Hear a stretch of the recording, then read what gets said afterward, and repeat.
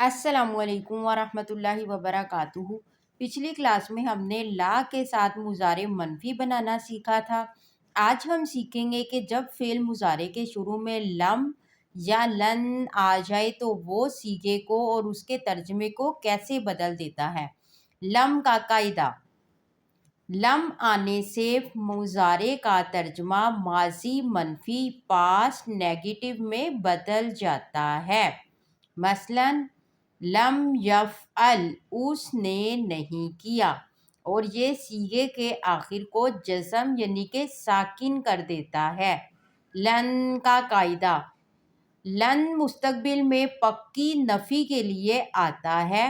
مثلاً لن یفعل، وہ ہرگز نہیں کرے گا، اور یہ آخری حرف پر زبر یعنی کہ نصب دے دیتا ہے۔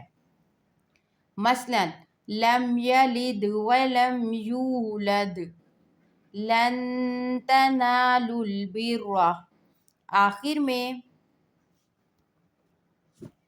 فعل مضارع منفی لم کی گردان: لم یفعل، اس ایک مرد نے نہیں کیا۔ لم یفعلا، ان دو مردوں نے نہیں کیا۔ لم یفعلوا، ان سب مردوں نے نہیں کیا۔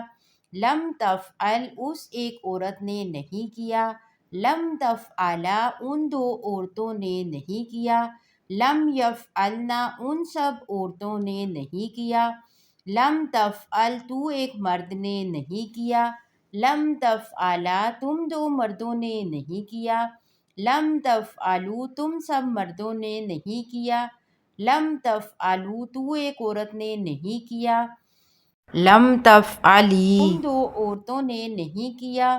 لم تفعلنا، تم سب عورتوں نے نہیں کیا۔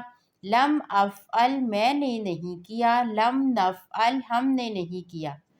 اب لن مضارع منفی ناصب کی گردان: یہ صیغے کے آخر میں زبر یعنی کہ نصب دیتا ہے اور نون اعرابی گرا دیتا ہے، اور مستقبل میں پکی نفی یعنی ہرگز نہیں کا معنی دیتا ہے۔